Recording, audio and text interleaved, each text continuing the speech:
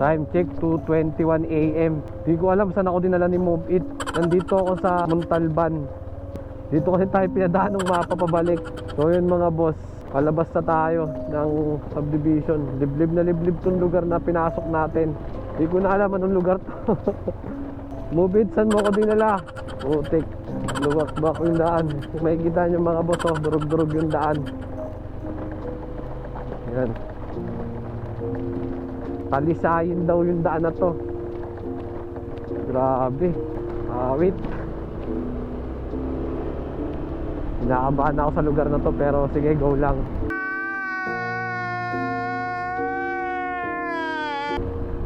Dire-diretso lang tayo. Hindi na tayo sa liblib na lugar. Naawa kasi ako doon sa pasahero ko mga boss. Estudyante siya, galing siya na Katipunan. Nag-message siya, kuya, wag nyo i-cancel kasi nawalan po ako ng cellphone. Yung nag-book pala sa kanya yung kaibigan niya.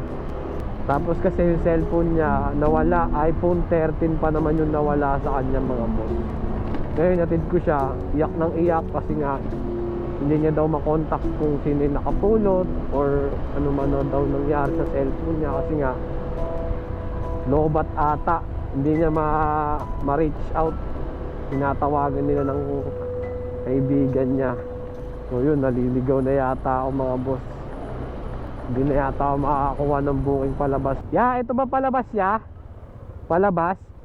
Highway? Palabas ng highway? Ito po. Okay. Diretso lang po yan. Okay, salamat po.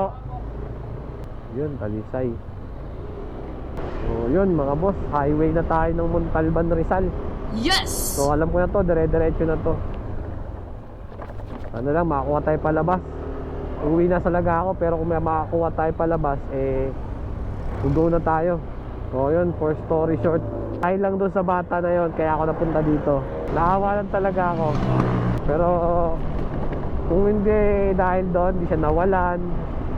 Yung pera niya nga galing pa sa bahay wala siyang dalang pera. Kasi dapat magpapasundo daw siya sa mama niya. Yun nga yung pinoproblema niya kasi hindi niya daw alam paano sasabihin sa mama niya na wala yung cellphone niya.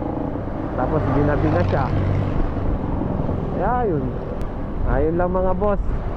Uwian na to. Maraming salamat. Peace out.